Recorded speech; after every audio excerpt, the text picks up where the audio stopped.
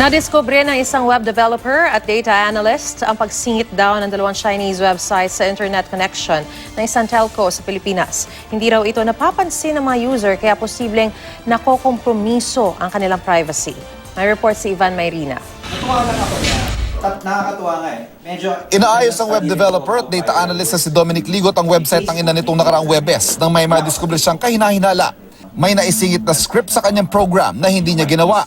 In the middle of all that programming, merong reference to two websites, no? Yung kaijing.com.cn and people.com.cn, which I checked, and true enough, these are Chinese websites.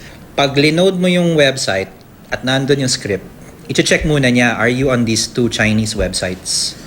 And then, if you're not, isi-send niya yung time tsaka yung website kung nasan ka to whatever server that is. No? Gamit o niligot ang kanyang smart Wi-Fi bilang koneksyon at sa kanyang pag-iimbestiga. Tanging sa koneksyon lamang na ito nakakasingit ang script na ito at hindi sa ibang Wi-Fi connection.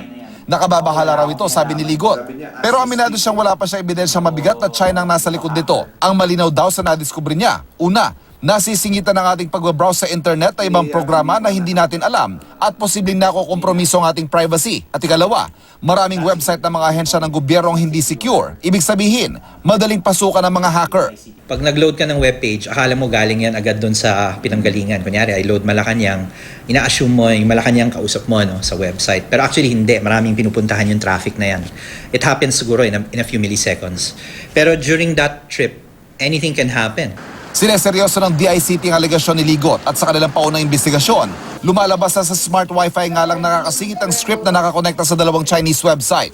It's the responsibility of Smart, okay, to conduct cyber hygiene. Kumbaga, equipment yun ng Smart eh. So they have to conduct cyber hygiene, check whether kung saan pupunta yung traffic na yan, or whether i-check yung equipment kung wala ba yung malfunction. Sa isang pahayag, itinanggi ng Smart na mayroong nangyaring data security breach o misdirection ng data traffic. Hindi raw totoo ang sabi ni Ligot. Handa raw silang sumagot sa anumang pagdinig tungkol dito.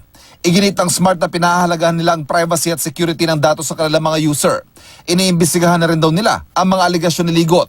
Pinagpapaliwanag ng DICT ang Smart kaugnay nito sa loob ng 3 araw. Ngayong araw na ito ay naglabas ang post ang hacking group na Pinoy Lulsec na mga website ng ahensya ng gobyerno na kanyang nahack sa nakalipas sa mga oras. Marami pa raw ang susunod.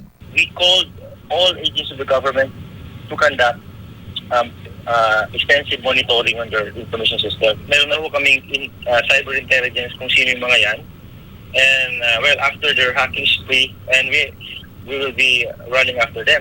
Ivan Mayrina, GMA News.